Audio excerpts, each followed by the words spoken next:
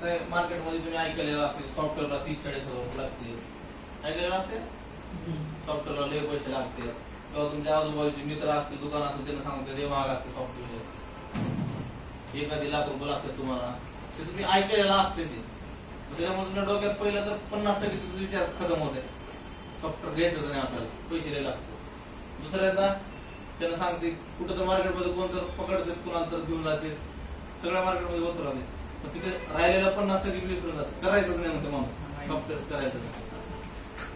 काही जण करते रिस्क घेऊन, पण सॉफ्टवेअर करण्यासाठी तुम्हाला फक्त एक कम्प्युटर लागतं आणि इंटरनेट लागतं, एवढंच लागतं.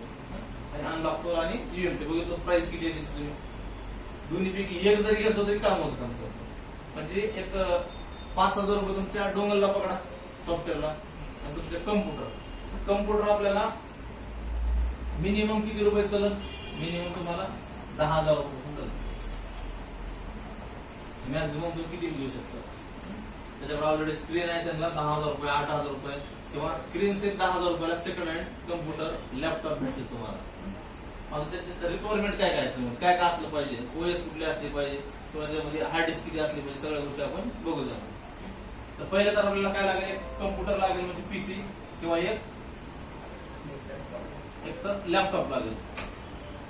आमचं कॉलेजमध्ये शाळेमध्ये सांगतात तुम्हाला की कॉलेजला गेले की तुम्हाला हेच घ्यावं लागतं, असलं लॅपटॉप घ्यावं लागतंय, ह्याच कंपनीचा घ्यावा लागतंय, असले कार्ड पाहिजे, ग्राफिक कार्ड पाहिजे, हे कार्ड पाहिजे, 1 लाखाचं 1.25 लाखाचं 1.5 लाखाचं सांगतात.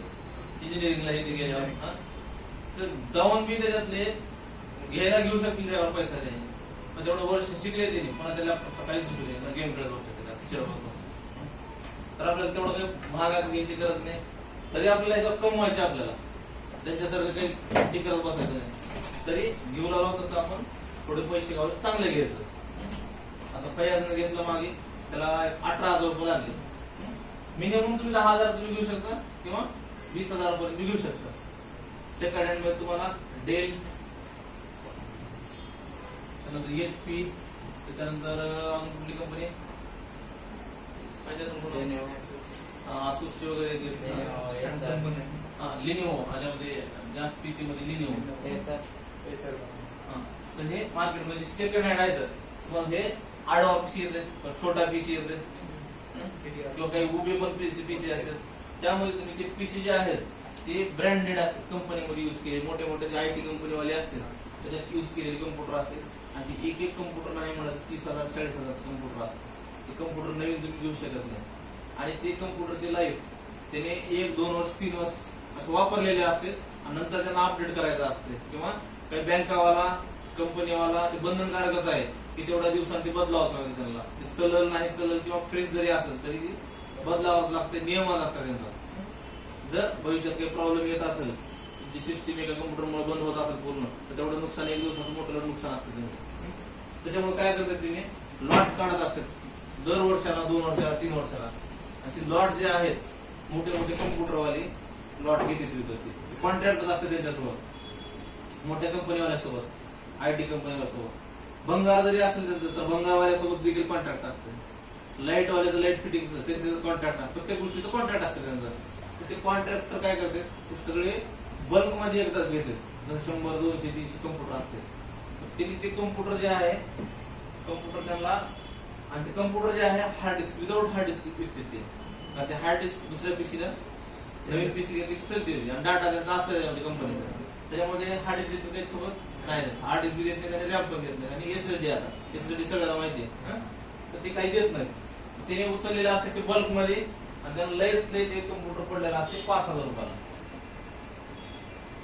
स्क्रीन असेल नसेल, स्क्रीनचे वेगळे समजा 1,000, 1,500, 2,000 स्क्रीन भेटते. तर 5,000 मध्ये काय करते, नंतर हे कम्प्युटरवाले असतात आपले लोकलवाले, ते बी 10 पीस 20 पीस 50 पीस घेते, आणि त्यांना तेच लॅपटॉप कम्प्युटर त्याने बल्कमध्ये जर घेतले तर 5,500 आसपास विकू शकते ते. म्हणजे एक पीसी मध्ये 500 जर कमवले तर 1,000 पीसी असतील तर असा गणित लावून त्याने, आणि त्याच्यामध्ये काही फॉल्टी बी आवश्यकते काय आवश्यकते त्याने घेते बल्कमध्ये, फॉल्टी जरी असलं तर त्याने रिपेअर करते.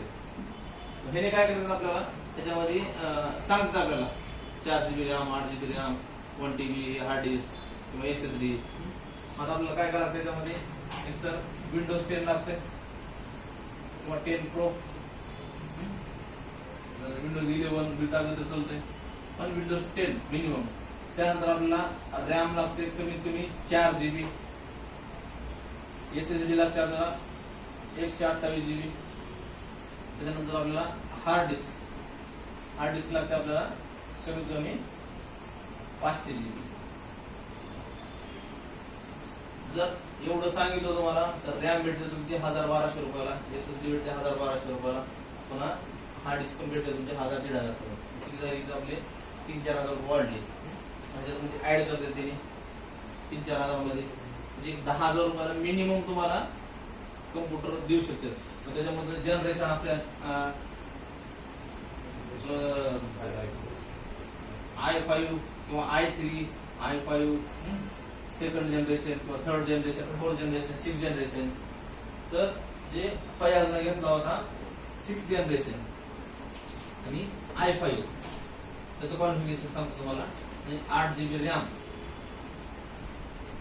त्याच्यानंतर 128 GB SSD, त्याच्यानंतर 1 TB हार्ड डिस्क. तर हे सगळं त्याला बसलं होतं फक्त 12,000 रुपये. हे सगळं त्याला बसलं कितीला?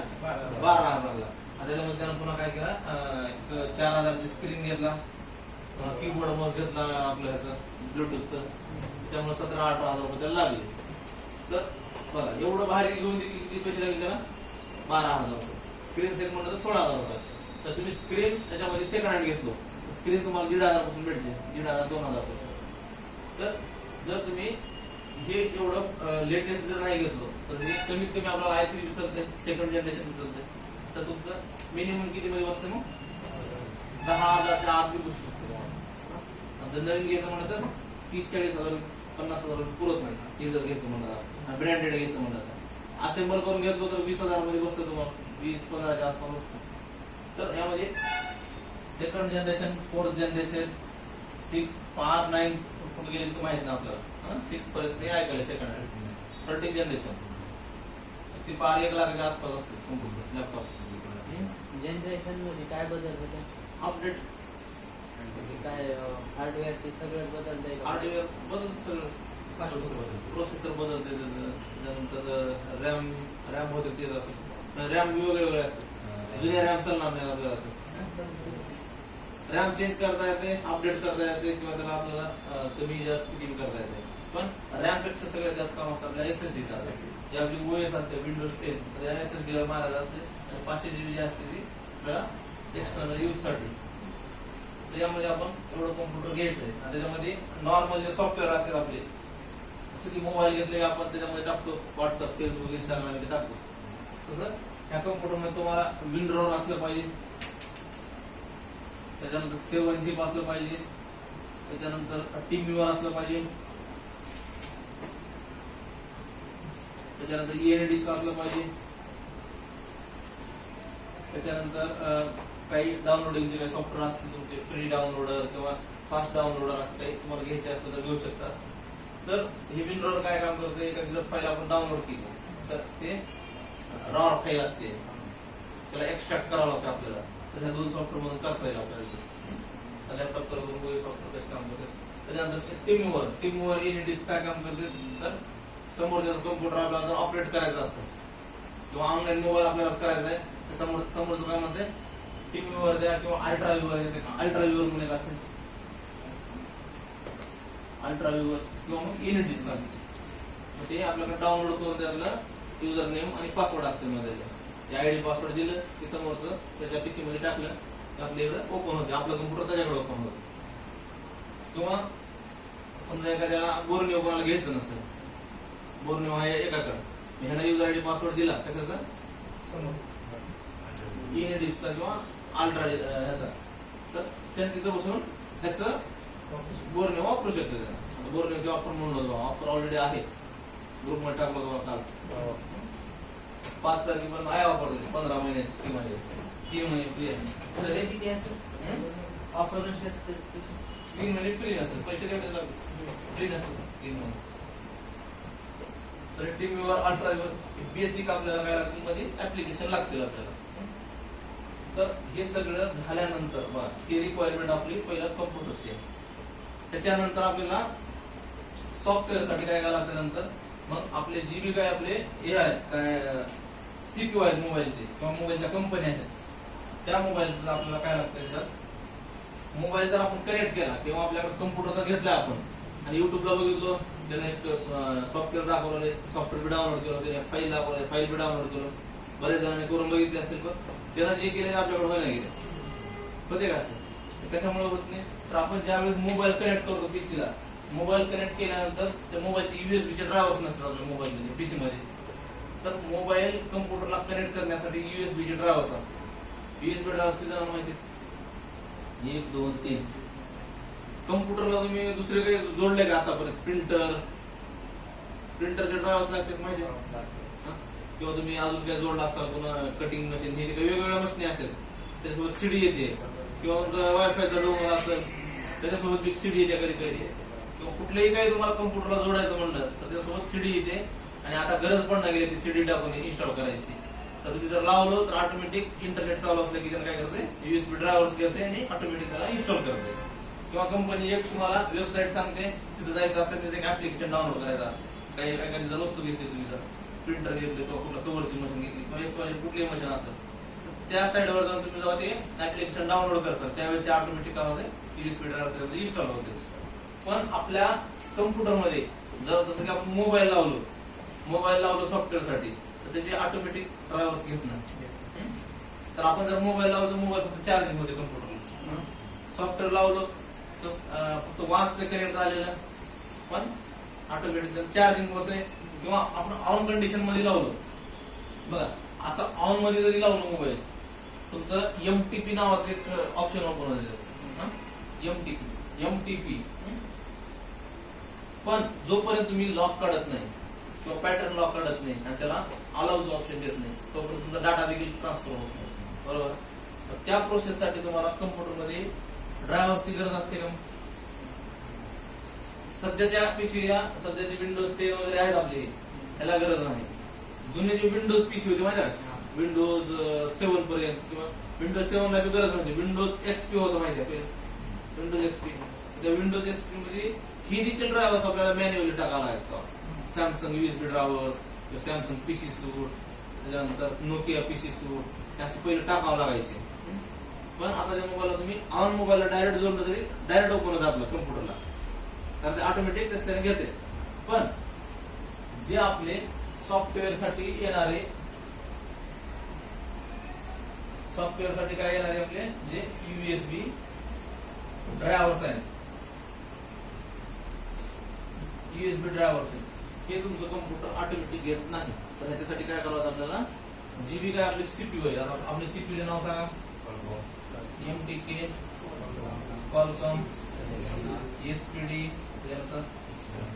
सॅमसंग एक्झायनोस आहे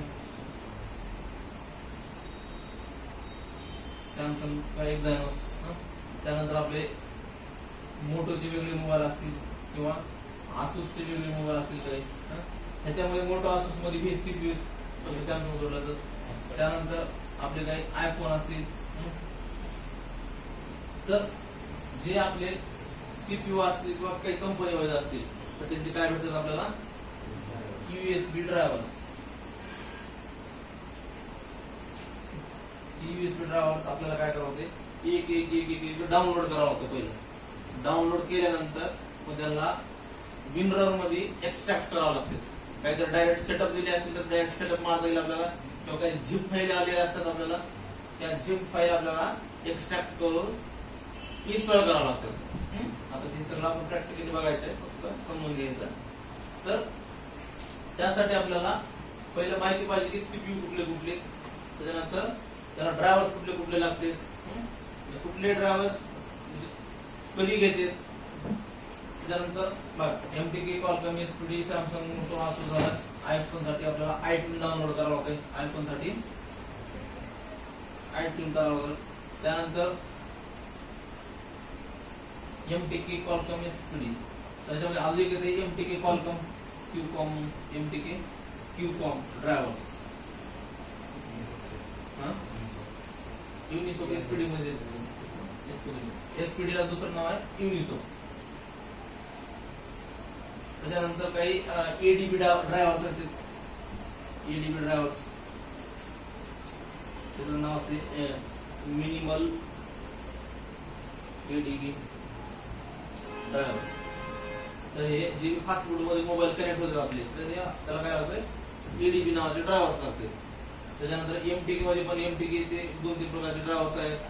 तर हे ड्रायव्हर्स आपल्याला सगळेच काय करावं लागतं पीसी मध्ये आपल्या इन्स्टॉल करावं लागतं. हे रोज रोज करायचं का आपल्याला? कधी करायचं? एकदाच करायचं फर्स्ट टाइम. नंतर पीसी फॉर्मॅट केलं तर परत एकदा. म्हणजे जेव्हा आपण पीसी फॉर्मॅट करतो तेव्हा आपल्याला हे ड्रायव्हर्स टाकावे लागतील. तुम्ही जर एकदाच डाउनलोड करून एक फोल्डर बनवून ठेवलं चलतील का? मग काही त्याच्यातले चलतील, पण काळानुसार ते काय होते अपडेट होते. तुम्ही जर आहे ते जुनेच टाकलो त्याच्यामध्ये तर काही तुमचे नवीन मोबाईल कनेक्ट होणार नाही. मग त्यासाठी तुम्हाला कधी कधी ड्रायव्हर ते अपडेट करावं लागते नवीन मोबाईल साठी, किंवा पीसी फॉर्मॅट केलं आहे जे आपण जुने पेन ड्राईव्ह मध्ये ठेवले असते किंवा दुसऱ्या ड्रायव्हर मध्ये ठेवले असते आपण ड्रायव्हर मध्ये, तर ते वापरू शकत नाही. मग त्यासाठी काय करावं लागतं? मग आपल्याला त्याला डाउनलोड करून इन्स्टॉल करावं लागते. समजा अपडेट नाही, डाउनलोड करून इन्स्टॉल करावं लागते. मग आता हे यूएसबी ड्रायव्हर्स आपल्याला गुगल वरून एक कसं डाउनलोड करायचे ते बघायचं आपल्याला. किंवा सगळ्याला एक हुडकत बसल्यापेक्षा कुठल्या तरी एका साईडवर जायचं आपल्याला, आणि त्या साईडवर आहे ना वेगवेगळ्या साईड असते. तर त्या साईडवर त्याने एका ठिकाणी यूएसबी ड्रायव्हर म्हणून ऑप्शन देते, सगळेच भेटतात आपल्याला. किंवा फ्लॅश टूल म्हणून एक ऑप्शन देते, सगळेच टूल भेटतात आपल्याला. किंवा FRP बायपासचे ऍप्लिकेशन ते सगळं एखादी वेबसाईट असते, फ्री वेबसाईट असते, तिथे आपल्याला सगळ्या गोष्टी भेटते. हे काय झाले आपले सॉफ्टवेअरचे यूएसबी ड्रायव्हर्स. समजाय सगळं. तर ही यूएसबी ड्रायव्हर्स आपल्या कम्प्युटरला जोपर्यंत इन्स्टॉल करत नाही तोपर्यंत तुमचा मोबाईल कनेक्ट होत नाही. तर कनेक्ट करायची पण पद्धत असते. तुम्ही सॉफ्टवेअर चालू केले मोबाईल स्विच ऑफ करून कनेक्ट करायला होत नाही, किंवा मोबाईल चालू मध्ये कनेक्ट करायला होत नाही. तर वेगवेगळ्या पद्धती असतात त्याच्या सीपीयू नुसार. आता ती पद्धती आपल्याला जे सीपीयू चालू होईल त्यावेळी मी सांगतो तुम्हाला. तरी नॉर्मल सांगतो. एमटीके हे जे आहेत आपल्याला व्हॅल्यूम प्लस मायनस न होते. क्वालकॉमचे जे आहेत बरेच मॉडेल तुमचे प्लस मायनस न होतील. किंवा बटनचे काही मोबाईल असतील स्टार हॅश, जिओचे काही मोबाईल असतील स्टार हॅश. किंवा क्वालकॉमला तुम्हाला अजून दुसरं ऑप्शन काय कनेक्ट करण्यासाठी EDL मोड. किंवा एमटीके मध्ये पण एक मोड असते, टेस्ट पॉइंट असते. टेस्ट पॉइंटला आपल्याला जम्पर मारायचा असते, किंवा त्या टेस्ट पॉइंटला युजरना आपल्याला ग्राउंड सोबत कनेक्ट करावं लागते. एसपीडीला पण प्लस मायनस किंवा ह्याला पण टेस्ट पॉइंट येतं. त्यानंतर सॅमसंगला जे आहे आपल्याला डाउनलोडिंग मोड मध्ये घालावं लागतं आपल्याला. Volume up down home button पकडून प्रत्येक मॉडेलला वेगवेगळं असते. जुन्या मॉडेलला कॉमन होतं, नवीन मॉडेलला व्हॅल्यूम अप डाऊन किंवा व्हॅल्यूम ऑन, USB केबल लावून. तर आपल्याला जर नवीन मॉडेल आलं तर ते टाकावं लागेल. प्रत्येक वेळेस सांगतो तुम्हाला नंतर मी.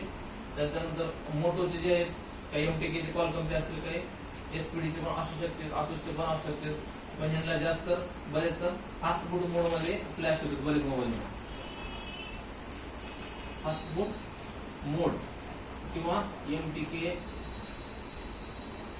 किंवा क्वालकॉम काय असतील तर तुमचे जे एमटीकेचे क्वालकॉमची कनेक्टिव्हिटी असेल त्याच्यामुळे तुम्ही करू शकता. त्याच्यानंतर आयफोनला आपल्याला तर रिकव्हरी मोड किंवा मग DFU मोड.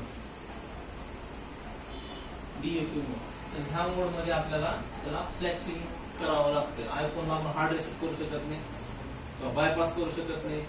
FRP जसं काढतो ऍक्टिव्हेशन कोड काढू शकत नाही आपण, किंवा जे ऍपल आयडी असते ती काढू शकत नाही. तर त्याला जिओ त्याचं पासवर्ड लागेल, ऍपल आयडी पासवर्ड लागेल. त्याच्यानंतर जर ऍपल आयडी पासवर्ड विसरला असेल तर ईमेल आयडी असू शकतो, तुमचा मोबाईल नंबर असू शकते, किंवा सगळंच काहीच नाही तुम्हाला आठवतच नाही तर त्याला ऑप्शन असतं तुमचं ओरिजिनल बिल जे ओनर असते त्याचा. जर ऑनलाईन त्याला बिल हे केलेलं असेल, तुम्ही ऍपल ज्याच्यातून वगैरे घेतलं असेल तर ऑनलाईन बिल तुमच्या नावानं असेल तर तुम्ही त्या ऍपलला कस्टमर केअरला कंप्लेंट करू शकता. आणि जर ते कंप्लेंट तुमची ज्युनियन वाटत असेल त्याला तर 8 दिवसांना, 15 दिवसांना, 14 दिवसांना, हायस्ट 14 दिवस असते. त्या 14 दिवसांना जे तुम्ही रिकव्हर साठी ईमेल आयडी दिला तुमचा, त्या ईमेल आयडी वर एक कोड येते. किंवा एक लिंक येते, त्याच्यामुळे तुम्ही त्याला रिकव्हर करू शकता तर तुमचं जेन्युइन असेल तर. त्यासाठी आपल्याला ऍपलला कनेक्ट करण्यासाठी DFU मोड किंवा रिकव्हरी मोड मध्ये टाकावं लागतं. त्याच्यानंतर MTK कॉम्पिंग PDB तर हे आता थोडंसं आपण प्रॅक्टिकली बघू कम्प्युटर चालू करू. आतापर्यंत मी जेवढं सांगितलं सगळं समजले कोणाला कसा डाऊट आहे? सर आयफोनचे तर जास्त करून ऑनलाईन यायला लागले. काय सॉफ्टवेअर फ्री सॉफ्टवेअर होत आहे, सगळ्यात सोपं आहे फोन आणि डेडची रिस्क नाही होतो. सगळ्यात मोठी गोष्ट आपल्यासाठी जी रिस्क वाटते का, डेडची कसलीच रिस्क नाही सॉफ्टवेअर करायला. जर तुमचं iOS 18 असेल, 17 असेल, 15 असेल तर त्याच्या पुढचं मारावं लागतं, अपडेट मारावं लागतंय. आणि मॉडेल नंबर तेच असेल, अपडेट तेच असेल किंवा त्याच्या पुढचा असेल तर त्यानं फ्लॅश होतं. चुकीचं अपडेट टाकलंय त्याच्यात सॉफ्टवेअर घेत नाही, चुकीचं मॉडेल टाकलंय सॉफ्टवेअर घेत नाही. त्याची खासियत आहे. आणि आपलं सॅमसंग MTK S कुठलाही मोबाईल अँड्रॉइडचा त्याला काय बी द्या त्याला खातं म्हणजे सॉफ्टवेअर बसतंय त्याला, आणि बसले काय होतं ते डेड होतं. डेड रिकवर व्हायचे चान्स कमी असते, कोणते होते कोणते नाही. पण आयफोनला काय होतंय सॉफ्टवेअर पहिलं तर बसतच नाही, एरर मारते लगेच. त्याच्यानंतर सॅमसंगमध्ये आता बऱ्याच मॉडेलला जे लेटेस्ट मोबाईल आहे त्यांना सॉफ्टवेअर घेण्यात गेले आता एरर मारते. पहिल्या मोबाईलच्या शेवटी सॅमसंगचे फ्लॅश केले की बंद पडायचे, काय तर चुकीची फाईल राहायची नेटवर, किंवा डाऊनग्रेड सुद्धा करायला गेलो बघा J7च आहे मोबाईल पण त्यात अँड्रॉइड मध्ये 7 आहे आणि त्याला 5, 4, 6 काय जीबी काय तुम्ही करायला जात होतो तर त्या कंडिशनला बंद पडत होतो मोबाईल केलं. कारण सॅमसंग एक मोबाईल आणि आयफोन एक मोबाईल कधीच डाऊनग्रेड होत नाही. होते पण त्याची प्रोसेस वेगळी असते, थोडं दिमाग एक्स्ट्रा लावावं लागतं त्यांना. तर नॉर्मली सहजासहजी काय होत नाही ते डाऊनग्रेड होत नाही. तर त्यांना काय लागतं मग एक तर आहे ते ओरिजिनची फाईल लागते, नाहीतर मग त्याच्यापेक्षा लेटेस्ट अपडेट समज. आणि बाकीचे जे आहेत ते डाऊनग्रेड बी होते अपग्रेड बी होते, म्हणजे त्याला काही प्रॉब्लेम येत नाही. आहे त्या मॉडेलची मारला जर दुसऱ्या मॉडेलची मारलं तर डेड होऊ शकते. MTK SPD आपल्याला कॉल समजले का सगळ्याला? न समजण्यासारखं काहीच नाही सगळे समजले. आता प्रॅक्टिकल तर बघायचं आपल्याला आणखी. पण काय झालं आपलं सध्या फक्त कम्प्युटर कसला घ्यायचे कळाले, कम्प्युटर घ्यायला 2-4 सॉफ्टवेअर पाहिजे ते कळाले. ती असल्यानंतर आपल्या मध्ये काय असलं पाहिजे, USB ड्रायव्हर असला पाहिजे. जसं गाडी चालवायला ड्रायव्हर लागते तसं मोबाईल आणि कम्प्युटर चालवायला किंवा PC कनेक्ट करायला एक ड्रायव्हर लागते असं समजायचं आपलं. USB ड्रायव्हर लागते आपल्याला. ते असेल तर तुमचं कम्प्युटर त्या मोबाईलला कनेक्ट होत आहे किंवा ओळखत आहे.